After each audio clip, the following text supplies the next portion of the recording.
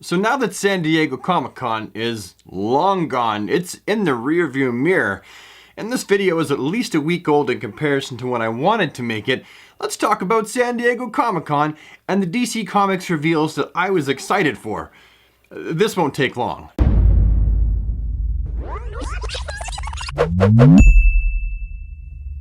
For one, we got to see some Mattel reveals. Stuff that I think most of us already knew was coming, and that other things that we didn't get to see that we were hoping that we would see. Mattel had this big Batman 80 years celebration with most, not all, but most of the Batman figures that they produced as part of their DC Universe classics, Batman Unlimited, the Multiverse.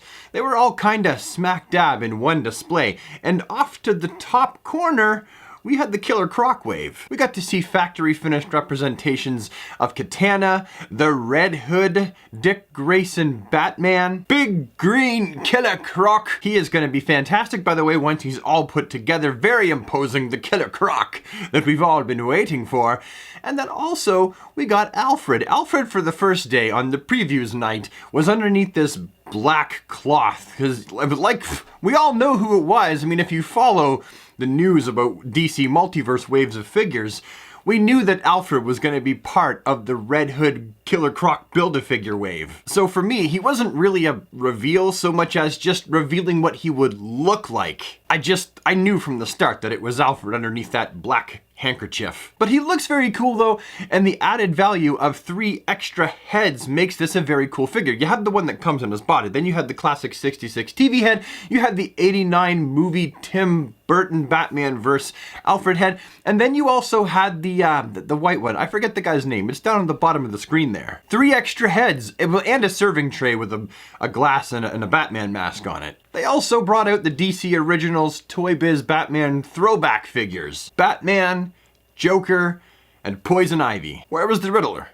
I don't know. As a side note, both of the waves have started to hit online. The DC Originals, there's images of that showing up on eBay and people on Instagram, and the same thing with the Killer Croc wave. Somehow, people have been finding it in Canada, no less. In Canada! We never get stuff early, but here it is. I don't know, I called the Toys R Us that's close to me in Whitby, Ontario, and they didn't have anything new because they never have anything new. They suck! Now, as far as DC collectibles, there wasn't a whole lot there that I was super excited for. We got to see the DC Essentials figures again. The Green Lantern, the Sinestro, the Red Hood, all that stuff was there, as you would expect it to be. I know it's coming out, so it's not really worth more than a mention in this video. There was a Batman Missions Batman and Joker 2-pack that recently just kind of popped up online around the same time as San Diego Comic-Con, as well as a Mafex Dark Knight Returns Batman figure, which is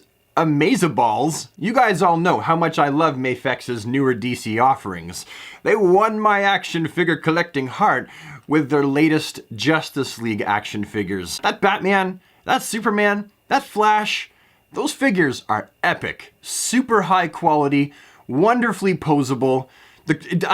So whenever Mafex is like, dude, we got a new figure coming out, you want to have a I'm like, yeah, of course. I mean, you guys saw how excited I got when the news broke that there was going to be a Batman Hush figure made by Mafex. As far as I'm concerned, that is still going to be the quintessential Batman figure of all classic looking blue and gray pouch belt solid Batman figures.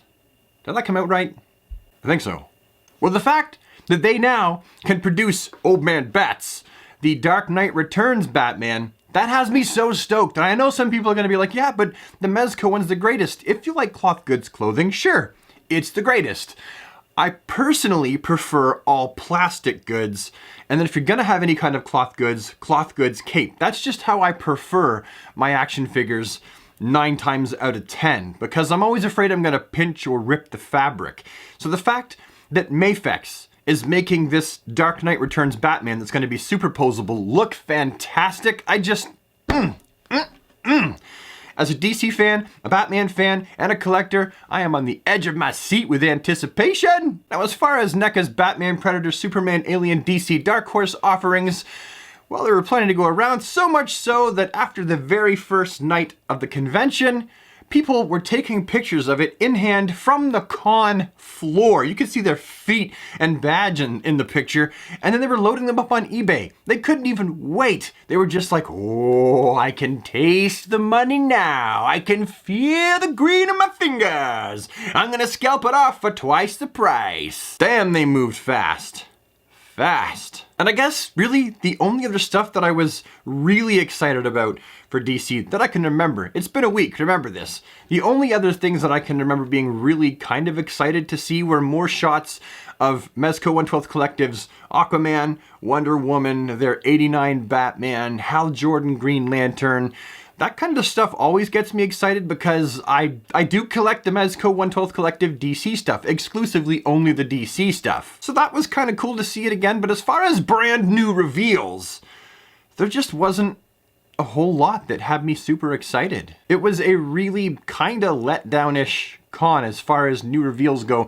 I will say something for Todd McFarlane. He was very classy in not bringing out any of his reveals and letting Mattel finish off with their multiverse stuff right now. He didn't want to outshine them by showing what he's been working on, because you know he's got stuff already semi-ready to show. He could have brought something out.